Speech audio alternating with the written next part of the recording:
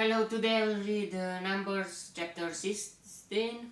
Chapter 15 it was about some offerings of unintentional sins or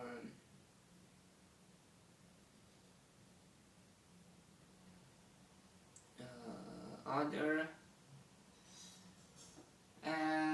It was a case of practice.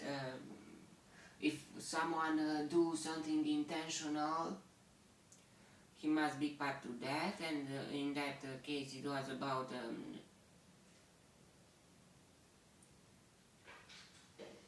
an Israelite who was gathering wood in the Sabbath, and God, Lord said to Moses that the man must die. The whole assembly must stone him outside the camp, and yeah, it really happened.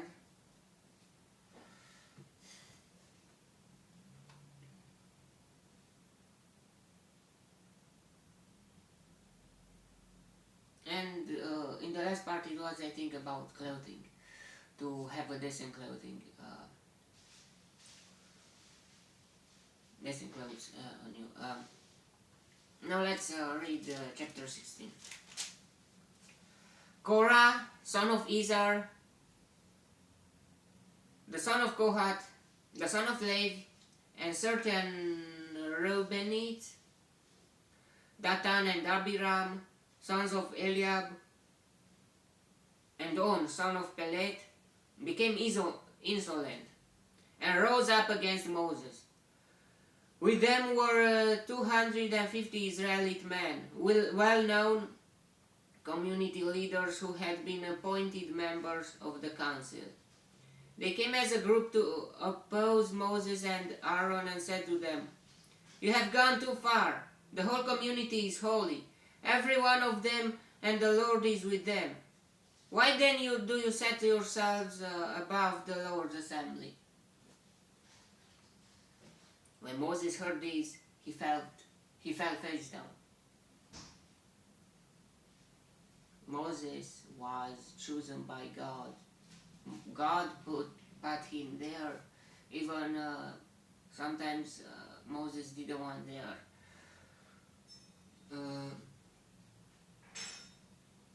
When Moses heard this, he fell face down. Then he said to Korah and all his followers, "In the morning the Lord will show you who belongs to him and who is holy, and he will have that person come near him. The man he chooses, he will cause to come near him. You, Korah, and all your followers are to do this. Take censers, and tomorrow put fire and incense in them before the Lord. The man the Lord chooses will be the one who is holy. You Levites have gone too far." Now let's see what's happened. Moses also said to Korah, "Now listen, you Levites. Isn't it enough for you that the God of Israel has separated you from the rest of the Israelite community and brought you near himself to do the work as the Lord's tabernacle and to stand before the community and minister to them?"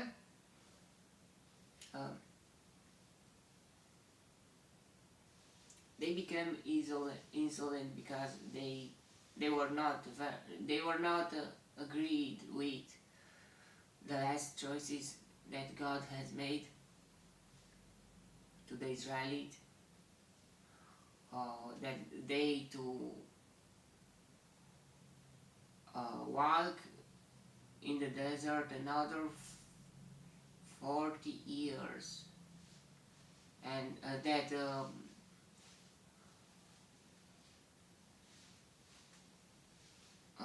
generation to die and in the desert, and it was very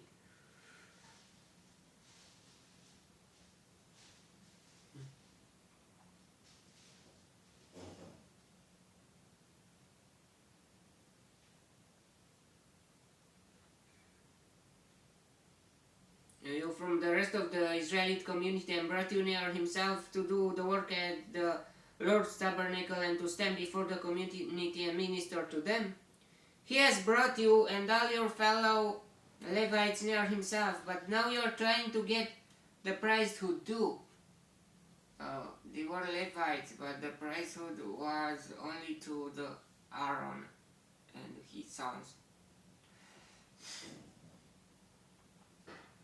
And in that case to the Moses too, but not to his sons, I think. It is against the Lord that you and all your followers have banded together. Who is Aaron that you should grumble against him? Then Moses summoned Dathan and Abiram, the sons of Eliab, but they said, "We will not come." Well, they had a chance to make everything normal and the God to choose them, but I think they already knew that God was not with them and God was more with Moses or something like that.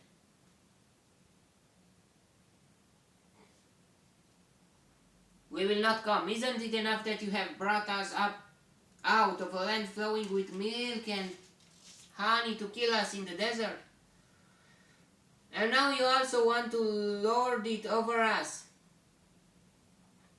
Moreover, you haven't brought us into a land flowing with milk and honey or given us an inheritance of fields and vineyards. Will you gouge out the eyes of these men? Now we will not come. Then Moses became very angry and said to the Lord, "Do not accept their offering. I have not taken so much as a donkey from them, nor have I wronged any of them." Moses said to Korah, "You and all your followers are to appear before the Lord tomorrow, you and they and Aaron. Each man is to take his census and put incense in it. 250 row, you and they and Aaron. Each man is to take his 250 census in all, and present it before the Lord. You and Aaron are to present your census also." So each man took his census, put fire and incense in it, and stood with Moses and Aaron at the entrance to the tent of meeting. So they did that. We see. When Korah had gathered all his followers in opposition to them at the entrance to the tent of meeting, the glory of the Lord appeared to the entire assembly. The Lord said to Moses and Aaron, "Separate yourselves from this assembly so I can put an end to them at once." But Moses and Aaron fell face down and cried out, "O God, God of the spirits of all mankind,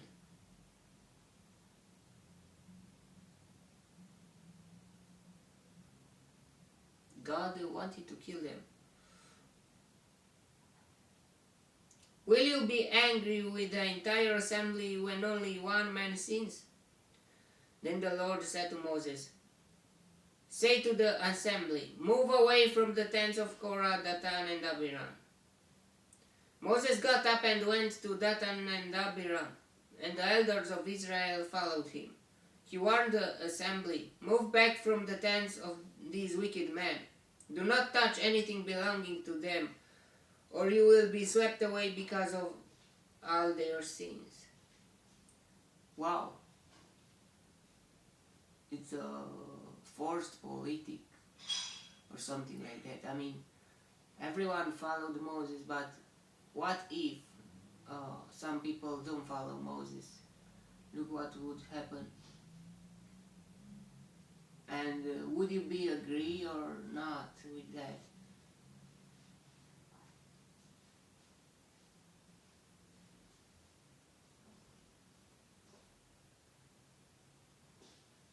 Because of all their sins. So they moved away from the tents of Korah, Dathan, and Abiram. And what kind of sins they did? I mean, it was They were not very okay with the decision, but still, it's very, I don't know.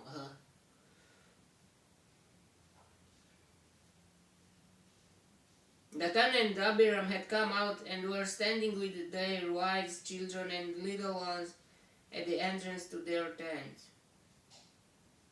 Then Moses said, "This is how you will know that the Lord has sent me to do all these things, and that it was not my idea.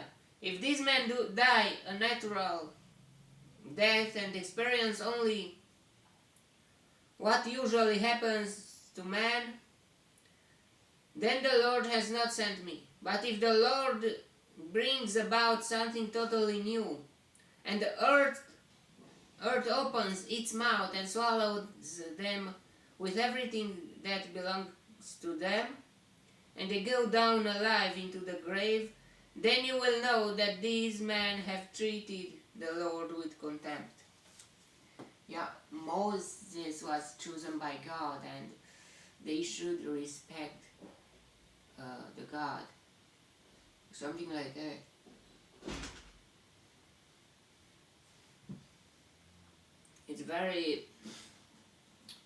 It's a situation there, and yeah. As soon as he finished saying all this, the ground under them split apart, and the earth opened its mouth and swallowed them, with their whole households, and all Korah's men and all their possessions. They went down alive into the grave, with everything they owned. The earth closed over them, and they perished, and were gone from the community. At their cries, all the Israelites around them fled, shouting, "The earth is going to swallow us too." And fire came out from the Lord and consumed the 250 men who were offering the incense. The Lord said to Moses, "Tell Eleazar, son of Aaron, the priest, to take the censers out of the smoldering remains and scatter the coals some distance away, from the censers are holy. The censers of the men who sinned at the cost of their lives." Wow, they sinned. I mean, it wasn't allowed political dispute or like parties, or to have a different idea. I mean,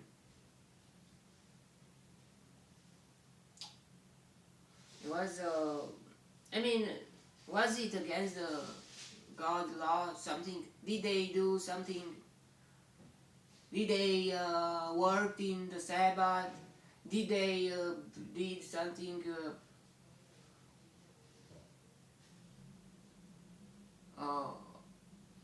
wrong, and that the punishment to be the death sentence or something like that? It was a different case, but look what happened.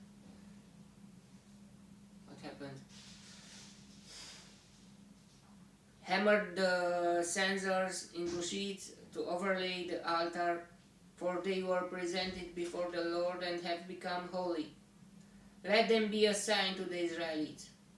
So Eleazar the priest collected the bronze censers brought by those who had been burned up, and he had them hammered out to overlay the altar, as the Lord directed him through Moses. This was to remind the Israelites that no one except a descendant of Aaron should come to burn incense before the Lord, but he would become like Korah and his followers. Yeah, but Moses told them to do that. So it was very, I don't know. The next day, the whole Israelite community grumbled against Moses and Aaron. "You have killed the Lord's people," they said. But when the assembly gathered in opposition to Moses and Aaron and turned toward the tent of meeting, suddenly the cloud covered it, and the glory of the Lord appeared. Then Moses and Aaron went to the front of the tent of meeting, and the Lord said to Moses, "Get away from this assembly so I can put an end to them at once." And they fell face down. Then Moses said to Aaron, "Take your censer and put incense in it, along with fire from the altar, and hurry to the assembly to make atonement for them. Wrath has come out from the Lord. The plague has started." So Aaron did as Moses said and ran into the midst of the assembly. The plague had already started among the people, but Aaron offered the incense and made atonement for them. So God protected them and their authority, because God gave them authority to Moses and Aaron.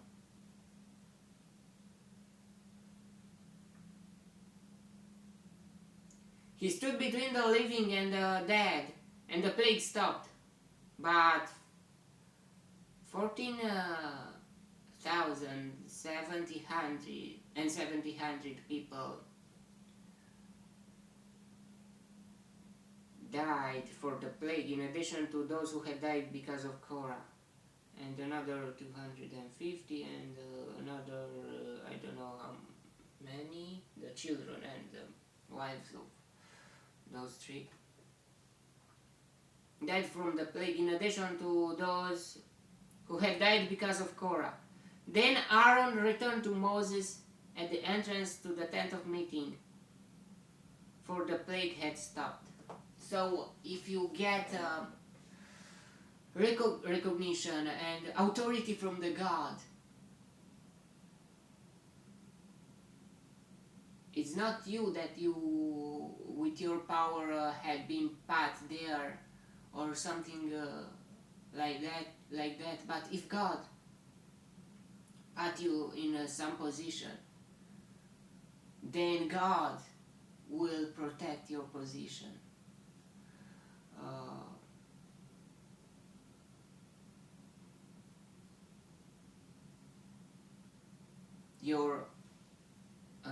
The authority that have been given to you, or something like that. But you must be always holy. Yeah. That was the chapter. It was very... They died from a different thing, not from doing something wrong against the law of the God, but they were against Moses and Aaron and the authority of that God had given them, and yeah. It was normal. What are they doing? They will kill all of us, and it's not 2 or 3 men. They were more than 600,000 men, and because of those 2 men, that all those people to die. It should be an opposition. What is happening? But as we see, it was not their decision. It was not their doing, but God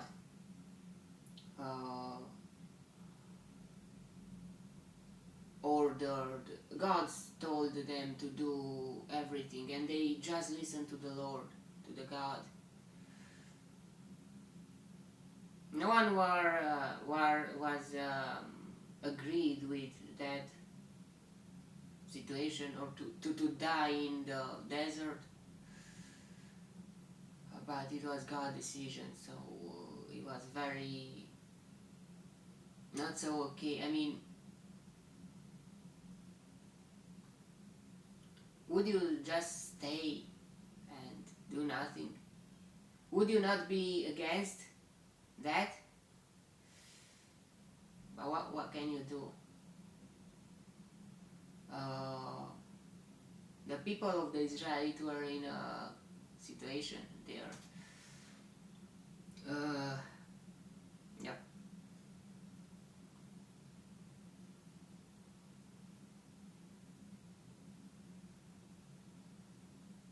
To be a friend with God, look at what.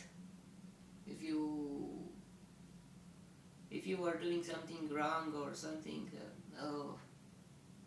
it is very scary. I mean, to be always holy, but if you do something wrong, you will die. You cannot joke with God, and that means the fear of God. But is it okay? You can you have a normal relationship with God? But to you have a relationship with God, but if you do something wrong, or you will be killed, you will be burned, you will be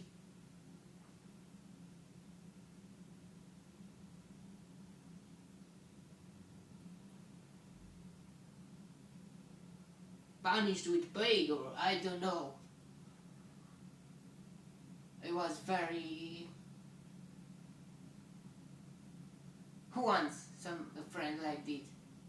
I mean, to always be holy, but we are humans, so maybe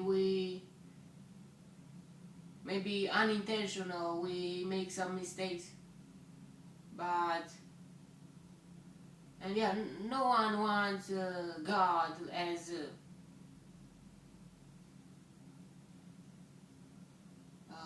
that close, because we are not holy always. We want to be holy, but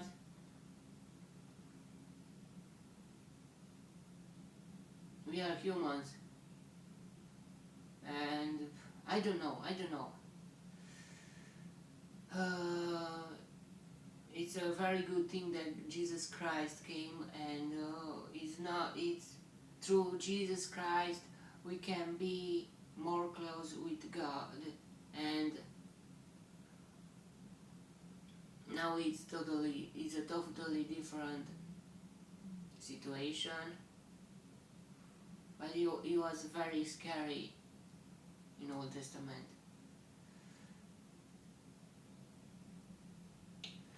Okay, that was the chapter. May the God bless me, protect me, and elect me in the next chapter too. And if you want, you will see me there too. God bless you all, and goodbye.